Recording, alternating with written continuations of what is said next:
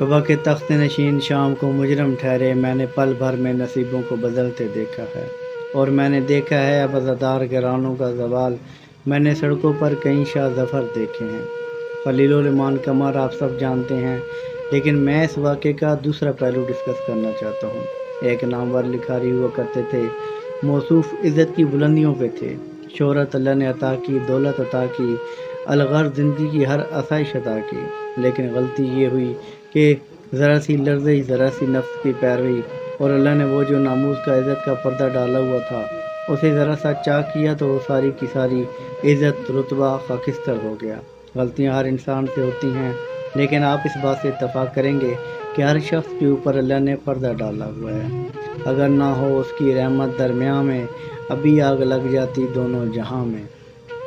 اور جس کا اللہ وہ پردہ چاک کر دیتا ہے تو پھر زمانے میں رسوائی اس کا مقدر ہو جاتی ہے۔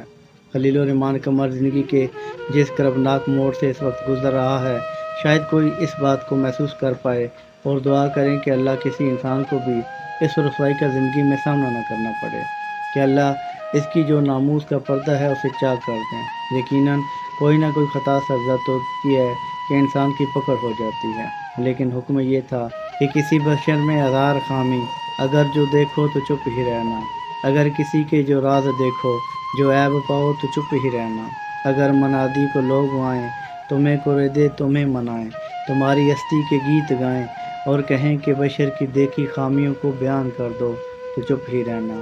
جواز یہ ہے، دلیل یہ ہے کہ ضعیف لمحوں کی لرزشوں کو، حرام رشتوں کی قربتوں کو، ہماری ساری خباثتوں کو وہ دیکھتا ہے، وہ جانتا ہے، مگر وہ چپ ہے۔ اگر وہ چپ ہے تو میری مانو وہ کہہ رہا ہے کہ چپ ہی رہنا۔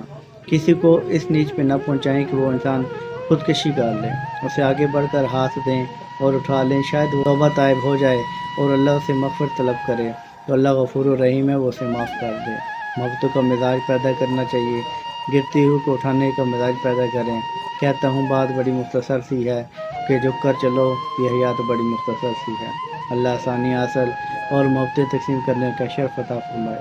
سلام پہنچے۔